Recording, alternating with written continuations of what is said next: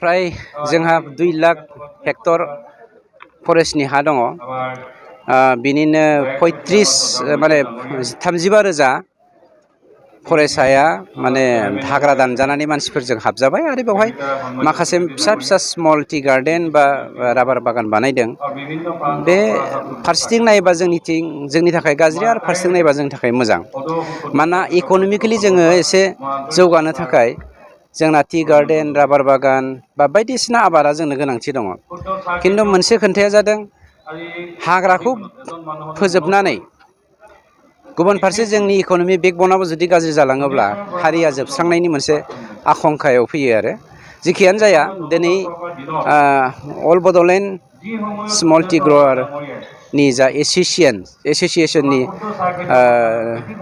सनाथि रुफाथि जा जथुमा बे रुफाथि जथुमायाव बाहागो लानो मोननानै आं खोब गोजोननाय मोनदों। आरो जोंनि बिटिआरआ मोनसे सिद्धान्त लादों 10,000 हेक्टर हाया स्मल टि ग्र'वारफोरनि आखायाव दङ। बिनिनो गोबां हाया माने जोंनि पलिटिसियान देरहासार बिथांनि आखायाव दं, आब' प्रमिलानि आखायाव दं, नोंथांमोननि आगोलनि मिनिस्टार मामोनलाय उदालगुरिना आदा रिहननि आखायाव दं।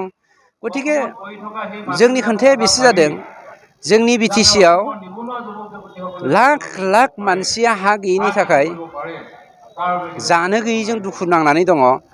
लेन्डलेसनि थाखाय दिनै लेन्ड हल्डिं सार्टिफिकेट गैयिनि जोंनि फरायसा फरायसुलिफ्रा स्कलारशिप मोननो हायाखै।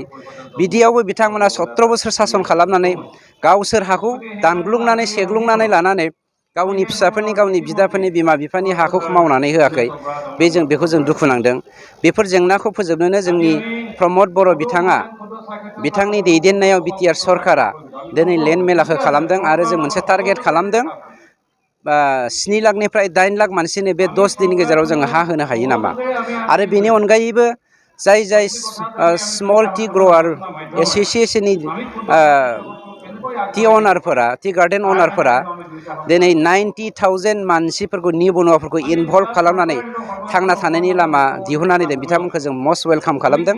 खिन्थु जि जायगानि हाखौ जोङो होनो हाथ्रा बिथांमोननो, जेरै हमनानै ला रिजार्भ फरेस्टखौ जों थैब्लाबो दांनो हाया, बेयाव जोंबो हाया, प्राइम मिनिस्टारबो हाया, आयेन बानायागौमानि हाया।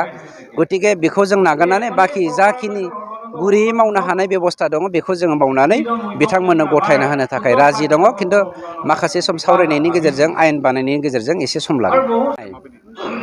सेल्फ इमप्लयमेन्ट जानो हायाबा माने आनइमप्लयड जेनेरेसनखौ जोङो इमप्लयमेन्ट जेनेरेसनाव लाबोनो हाया। माखौ सेल्फ इमप्लय होनगोन?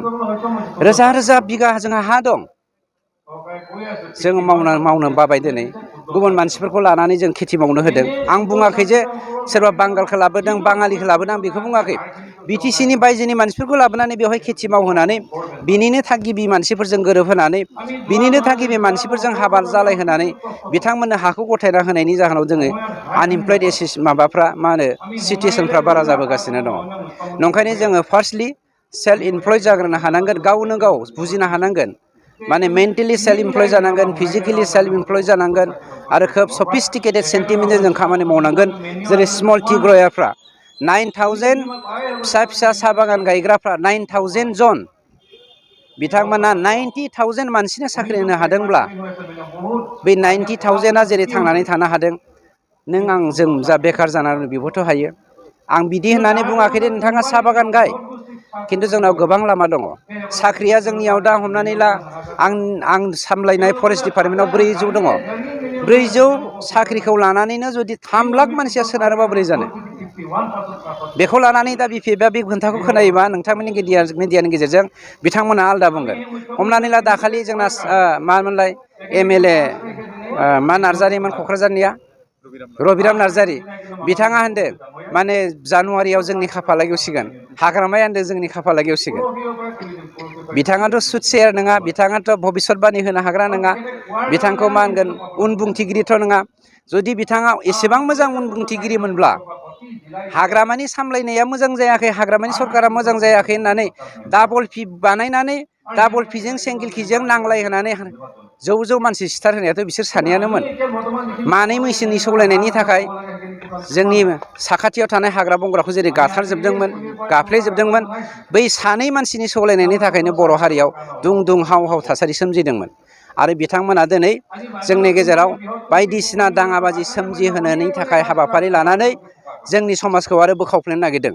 नों ख्रिस्टियान, आं हिन्दु, बिथाङा ब्रह्म, सोरबा सतसंगि, सोरबा बाथौ, बिदि डिफारेन्स लाबोनानै 13 लाखल' बिटिसिनि बर'फोरखौ बोखावफ्लेजोबनानै गावसोर सोरनिबा आथिं हमनानै सोरनिबा सायख्लुमाव थानानै समाज दैदेननायनि थाखाय मा होनदों नेसनेलिज्मनि माहारियारि बादनि बाथ्रा बुंदों। What is called नेसनेलिज्म?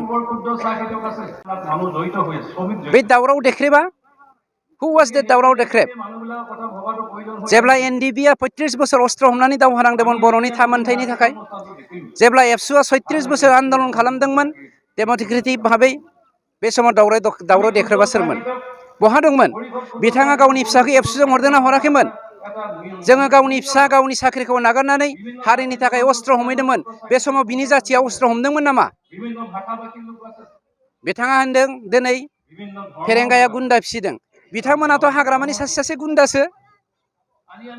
जाय बनसुखौ बिथांमोना थादों, बै बनसुफ्राथ' गासिबो जौसाय फाग्ला गोजा, जान्था फाग्ला गोजा, बिथांमोनाथ' गासिबो अमा गादै लाग्रा गोजासो।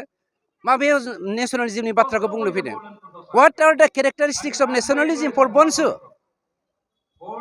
गोबां बुंनांगौ दङ। Thank you.